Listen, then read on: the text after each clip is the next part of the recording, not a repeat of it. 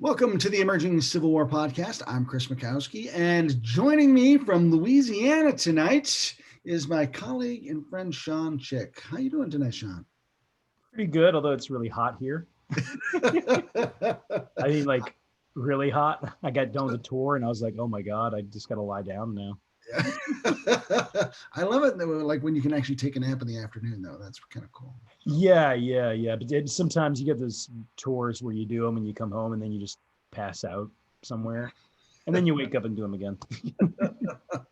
Well, I'm surprised you've got time for tour giving or time to sit down and talk with me. You've got like 16 books in the pipeline right now.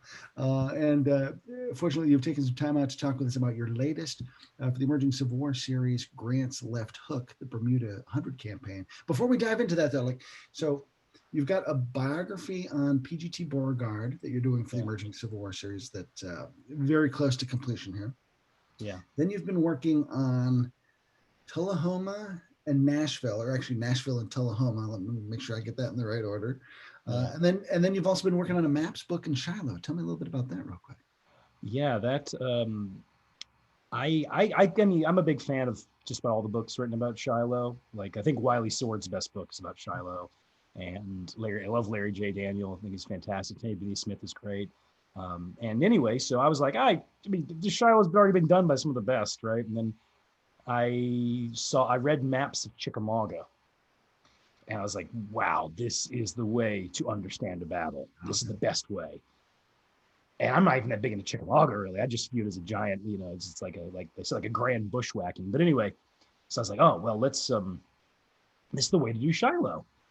And you dive into it, and because the nature of it, with having to be precise about not where brigades go, where regiments go, your concentration on working on that becomes I guess say very detail oriented. And so it's a slow process, but at this point research is about 99% finished. Just a few little ends I'm tying up, and I got to get stuff from the Western Reserve and University of Washington.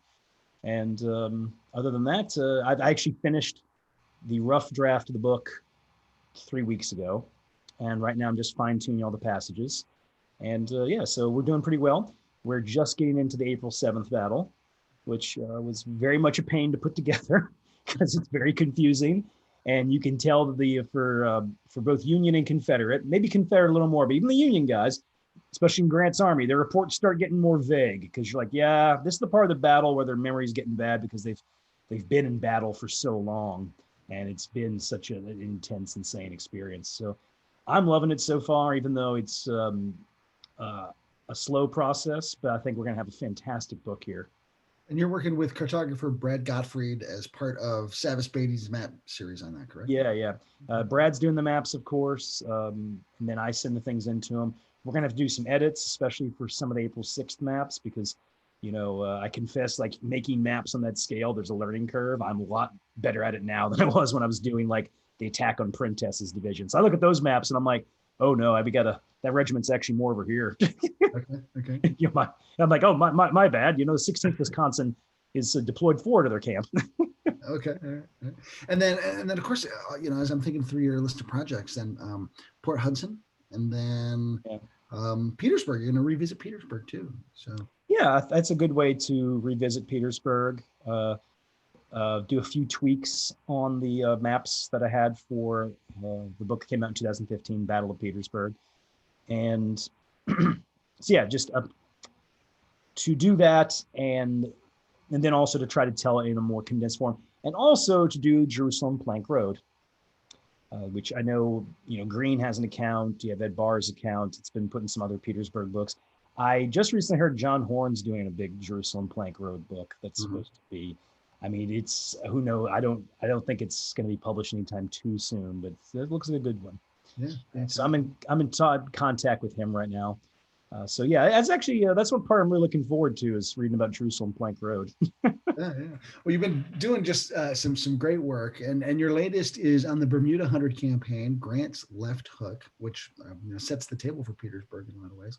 So yeah. Tell me about the Bermuda Hundred Campaign. What got you interested in that as a topic to begin with?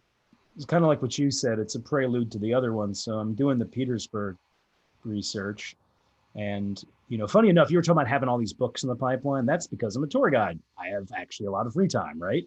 That's one of the reasons I do this. Back then, I did not.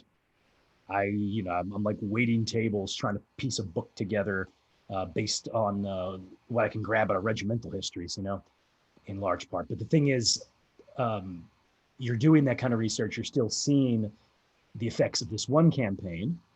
And there were 2 books on the subject, 2 excellent books, Backdoor to Richmond and then Bermuda Hundred Campaign. That's the Schiller book. And at the time, as Petersburg was being finished up, I was in contact with Bryce Sudrau. Am I pronouncing his last name right? Mm-hmm. Okay. And then he put me in contact with George Fickett, and he said that, you should look at this guy and everything. And I started doing work on Bermuda Hundred, and I'm reading through the ORs, and I'm reading Schiller and Robertson. And I realized, I was like, wait, they already did this. Like this is, and the maps, especially in the Robertson book, are excellent. So I'm looking at this and being like, no, these are pretty definitive accounts of this campaign. The main thing I could add would be elucidating more on Warebottom Church. And then I decided that I wanted to do a book on Bermuda Hundred, but I didn't want to do it the way I'd done with Petersburg, or especially the way I'm doing with Shiloh. So yeah, that's where the interest came from. The most fun part was piecing together Warebottom Church, this small little battle that Robertson only mentions in a paragraph or 2, really. Schiller's got a bit more in there, but that's probably the part of this book that's the original contribution to the understanding of the Bermuda Hundred Campaign, is that final battle of the campaign, which is, I would say, almost as important as Drury's Bluff, which is the big one that anybody would know of. Okay. Yeah, because it allows Beauregard to send Lee an extra 5,000 men that he is really going to need at Cold Harbor. Oh yeah, he desperately needs them as he's shifting across the North Anna River, and got to have some reinforcements because he's been used up pretty hard in the campaign at that point. Yeah, and at Cold Harbor, I mean, he doesn't have a lot of reserves on the line, does he? No. Yeah, so. It's thin breaking point. Who knows what could have happened if you don't have those extra men that Beauregard can send, which is also why the timing of those battles is really important too. If those battles are fought days later, or of course if they're Union victories, Lee may be deprived of, I'd say, roughly 10,000 men. Roughly. Pretty significant considering, what he has to work with at that point. So. Yeah. Well, God, actually, probably even more than that. But anyway. Yeah. So like other ECW books, this kind of gets out of the weeds and takes a bit of a broader overview to tell this story. And it is a story that has not been told much, because most attention does focus on Grant and Lee and the Overland Campaign. And as you say, this is kind of, as the main action's going on, though, this is Grant's way to kind of swing in from the other direction. Tell us a little bit about what the campaign is and what's involved with it. Okay. Oh, so you want to know the overview of the campaign for this one? Yeah, sure. Okay. So the campaign comes from Grant and Butler are both thinking about this operation. Grant in particular, knowing that he is going to be forced to go at Lee, still wants to make an approach on Richmond. He can take troops away from Charleston, which Halleck's fine with, because Halleck by this time doesn't believe in the Charleston operation anymore. And then, of course, the 18th Corps that's been built up on the Carolina and Virginia coast. And he gives Butler the orders that he's to land near Richmond. This would be Bermuda Hundred, which is between the James and Appomattox River. Interdict the railroad, if possible, take Richmond. And probably the one that besides interdicting the railroad, the other one is tie up troops that would normally go to Lee. And technically, Butler's successful at first. Now, he lands, he also fortifies his base, which is the other order he has. Mm-hmm. Once that's fortified, he's making a series of forays against the railroad. He doesn't break the railroad entirely, but he is able to eventually, when he moves on Drury's Bluff, break the main direct rail line that's from Richmond to Petersburg. Sorry. So at first he's successful in that regard. He's keeping as many as 20,000 men in the Richmond area that have to deal with him. However, then you get the Battle of Drury's Bluff. Very, very large, very bloody battle. Almost all the casualties happen in the first 3 or 4 hours, and the battle has a total of 7,000 losses. So yeah, it's a really intense fight. A lot of veterans of it mention it being like one of the worst battles they had ever been in. And technically, the Union wins the battle. The Confederate attacks ultimately fail. The right flank bends but doesn't break. The other attacks don't work. Beauregard also had a column coming in from Petersburg to hit the rear, but General Whiting doesn't go any further. However, the reason the Bermuda Hundred Campaign fails, in my opinion, is it really comes down to two things, and you see both these at this battle. One, for all the missions that Grant gives Butler, he doesn't actually give him enough men. Butler would have needed another 5, preferably 10,000 more men, and he could have, fortified a base and held it, attacked the railroad, and maybe take Richmond. So it's a significant force he has, but it's just not enough men to do all that at once. More importantly, though, Butler and his 2 chief subordinates, that being William F. Smith and Quincy Gilmore, all hate each other.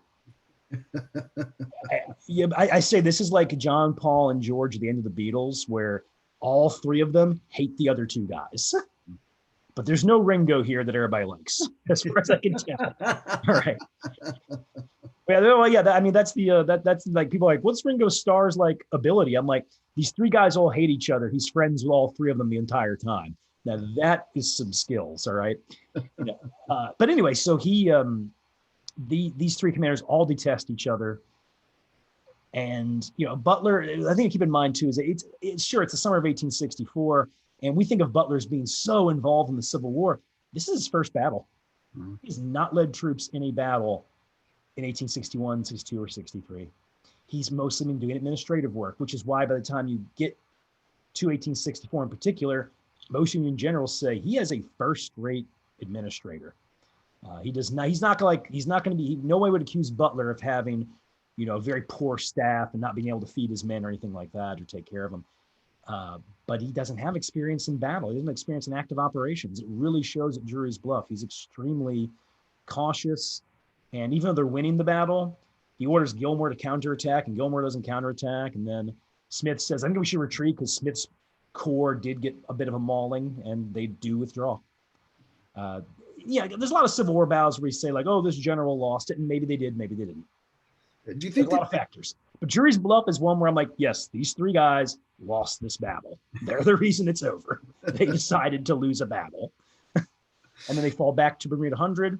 Beauregard attacks at Warebottom Church a few days later. That allows him to shorten his lines and send even more men to lead. And that's essentially where Butler gets bottled up. Yeah, exactly. And then we put the comic in the book too. I love the size of the comic with him. Butler just jammed into a bottle. It gets called Bottle Up Butler all the time. I was reading one account, which maybe it was written years and years later. So some of it kind of has that old Civil War veteran nostalgia in there. But there was a funny line when these guys are going down the river, in the James River.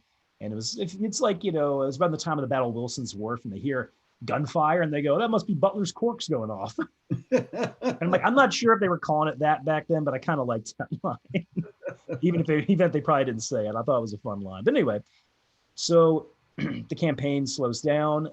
Grant also takes troops away from him, which then fight at Cold Harbor.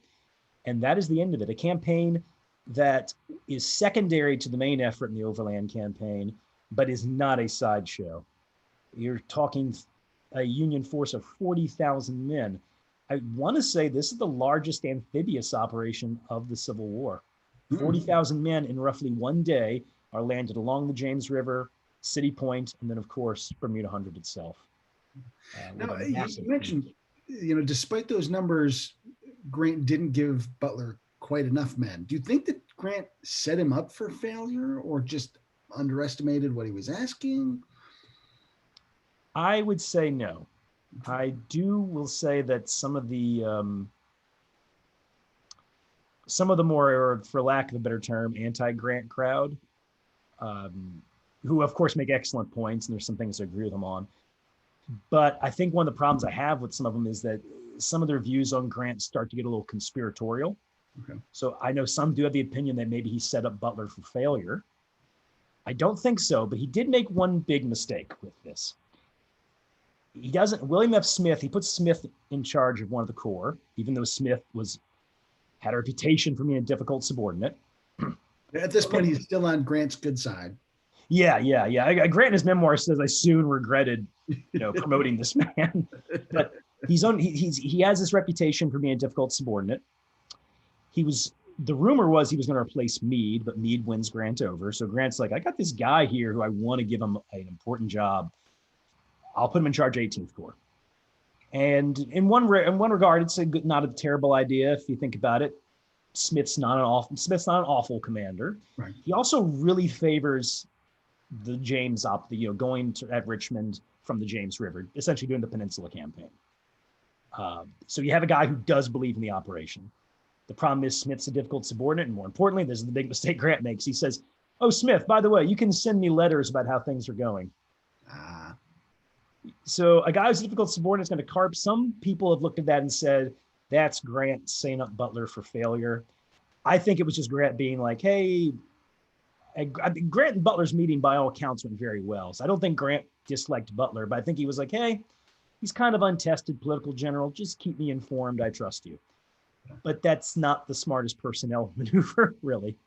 And I would say that's very much in keeping with Grant too, where he's very loyal to his people, and at that point he was still seeing Smith as one of his people. And Butler poses an interesting political challenge for Grant at this point in the war. Talk a little bit about the dynamics between Butler, Grant, Lincoln, and what's coming up in the fall. Oh yeah, but we'll grab the election campaign.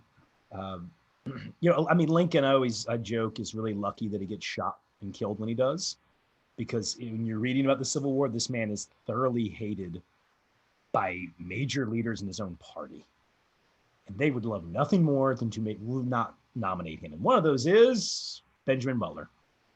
Now, Butler had been removed from command in New Orleans because of controversies involving Britain and France. His tenure in New Orleans is very, very controversial. There's a lot of good he does here, a lot of bad he does here. But point is, he gets removed.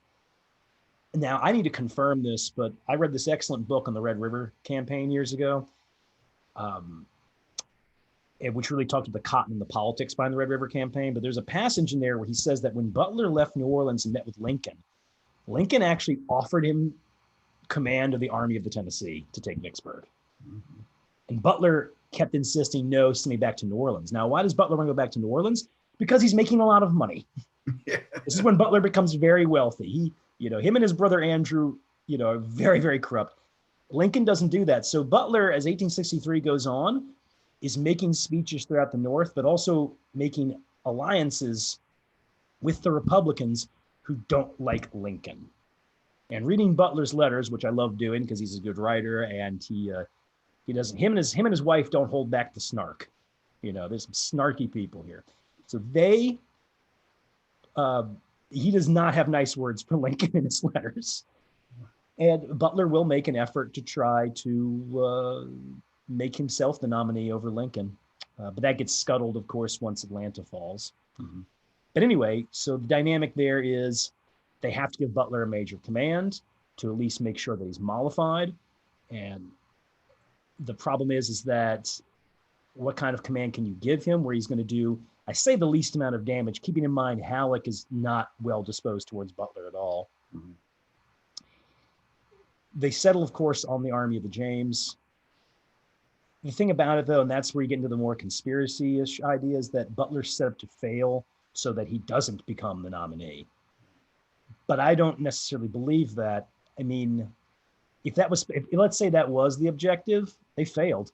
The people who wanted to replace Lincoln were looking to Butler in the summer of 1864, even after what happened at Drury's Bluff, because he still has a decent enough reputation in the North. I would actually venture to say, do you know what probably really ruined his reputation more than anything else? Fort Fisher. Right. That bottled up comic we have in the book, that's from 1865. Yeah. That's when they really lay into him, is after that. And also, he's not needed anymore. Right. Yeah. He becomes politically disposable at some point. So yeah. Although he'll come roaring back when the radicals take over. I remember reading that when Thaddeus Stevens' voice failed, he let Butler finish the speech. Right. So we've spent quite a bit of time talking about the Union High Command. Let's turn our attention to your favorite Creole a PGT Beauregard.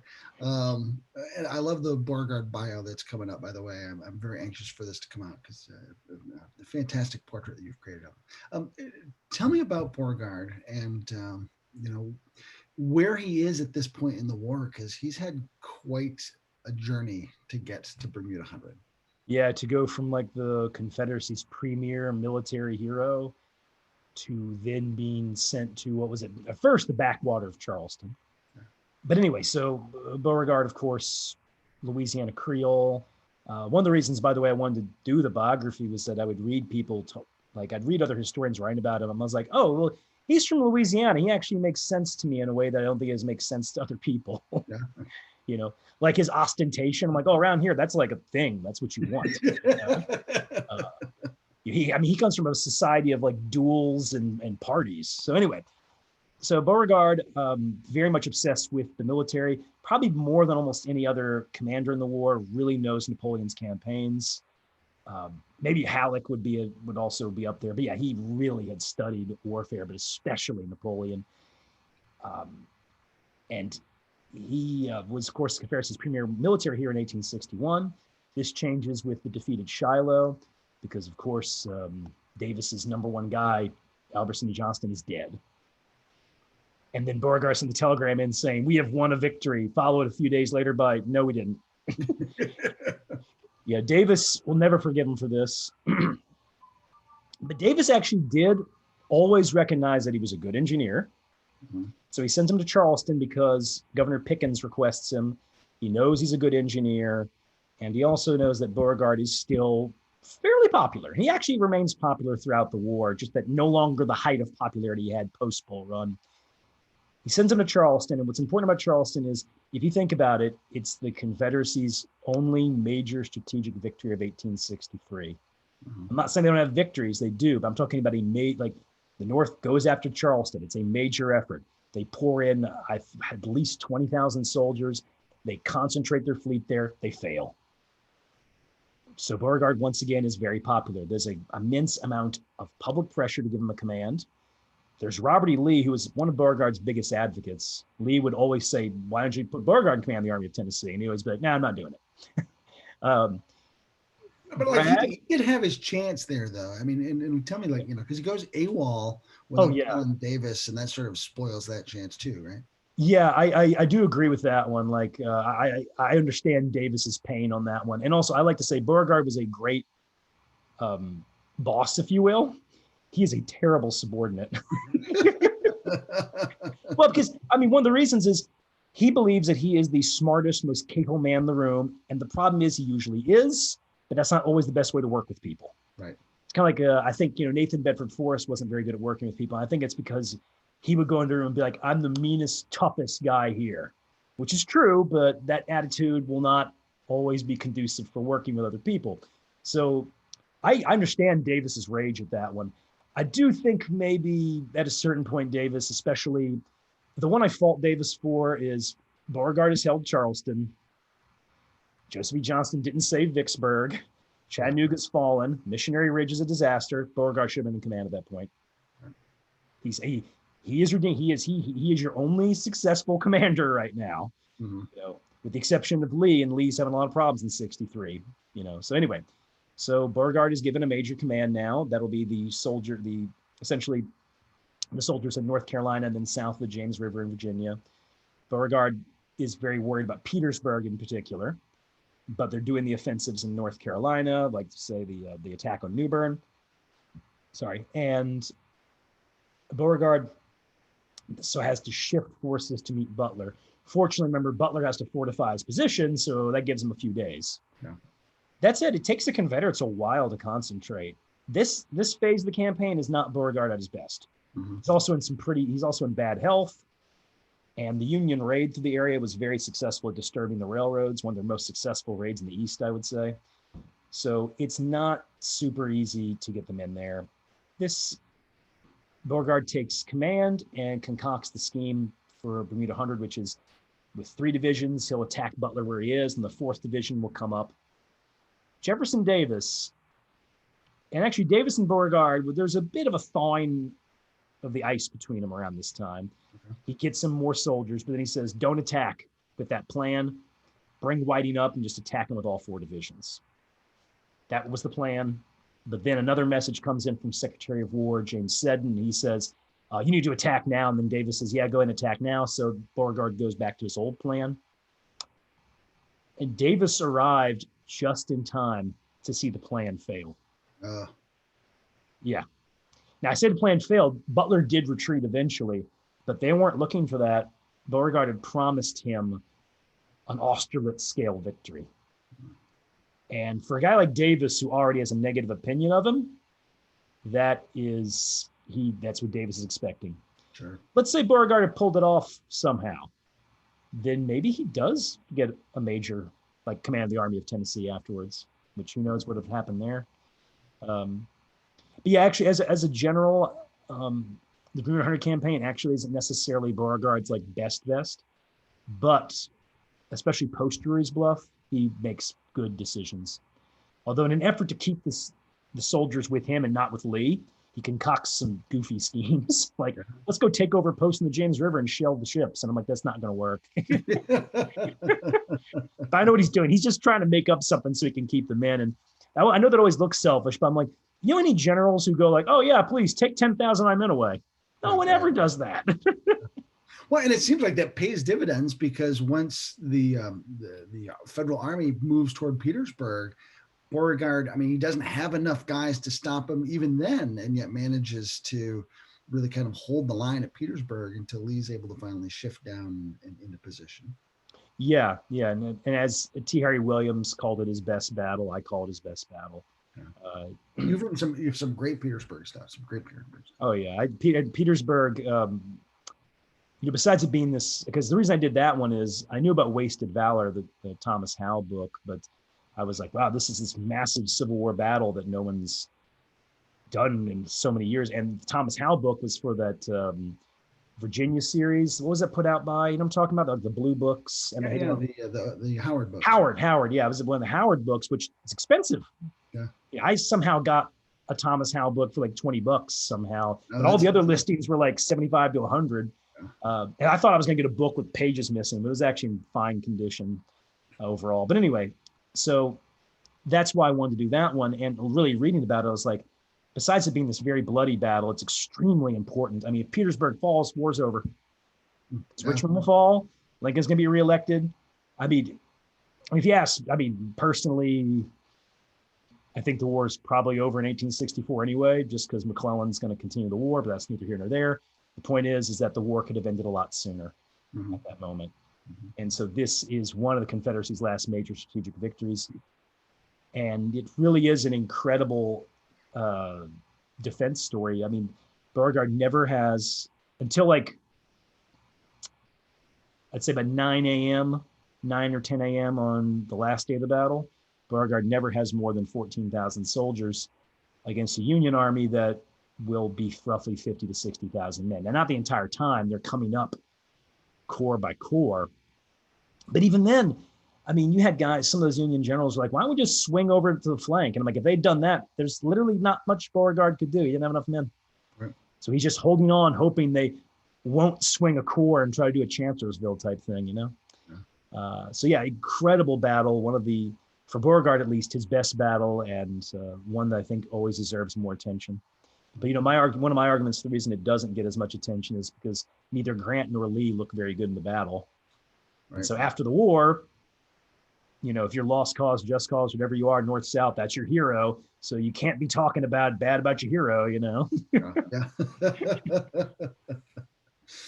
So with the Bermuda Hundred Campaign working in conjunction with Grant's Overland Campaign, of course, you've got Franz Sigel out in the valley, and Sherman moving through Atlanta.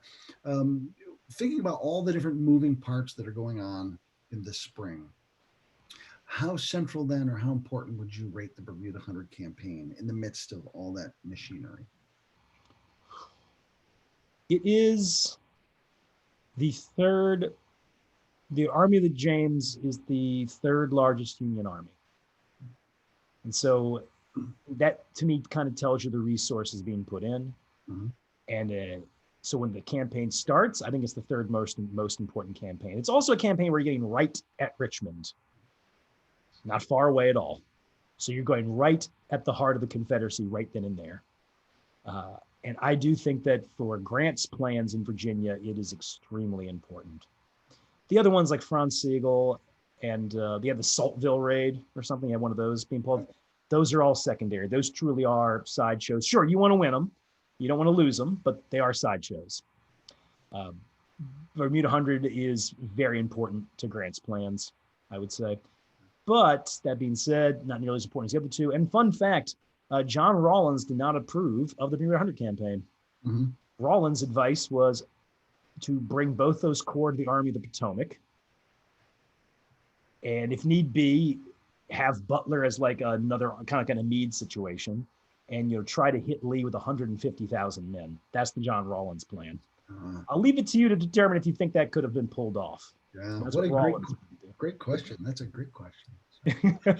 Hey, there's also, I read one of Grant's initial plans, apparently, is he wanted to swing through the Shenandoah Valley and try to get to the Petersburg, Richmond area from the rear, almost like, essentially wanted to do Vicksburg over again. Yeah. I don't know how feasible that would have been, but I would have loved to see that as an alternate history thing or something, Grant doesn't go out in the wilderness, he swings through the valley. That'd be crazy. Crazy stuff. So let me ask you to put your tour guide hat on for a second. If people go to Bermuda 100 today, is there stuff to see? Yeah. The George Fickett, Scott Williams, some of the people in Chesterfield County have preserved several sites. Now there is one site, and pardon me, I don't remember it right off the top of my head, that is managed by the National Park Service, but most of it is land that they were able to get and save. So there are a variety of sites. There's Drury's Bluff itself. There is where the 39th Illinois held the left flank in the Battle of Drury's Bluff, which is one of the most dramatic episodes in the battle, including like bayonet charges and men trying to fight their way out of being captured. And there's a variety of other stuff. There's a variety of other stuff too, just not as much. The area is, of course, fairly built up right now. Great tour component to your book, though. So yeah. Reason for people to take the book with them and then see some stuff. Mm-hmm. Yeah, but they have sites preserved, and surprisingly, a lot of what most surprising when I was doing this was like a lot of the homes these officers stayed in are still around. Mm-hmm. I thought some of them would have been knocked down or something, but no, there's like. There's a variety of homes that are still up in the area. Though, like Beauregard slept here for however many days. Butler, this was headquarters for a month or so. So quite a few of those too. Very good. So before we wrap up, any insights you want people to take away from your book when they finally pick it up?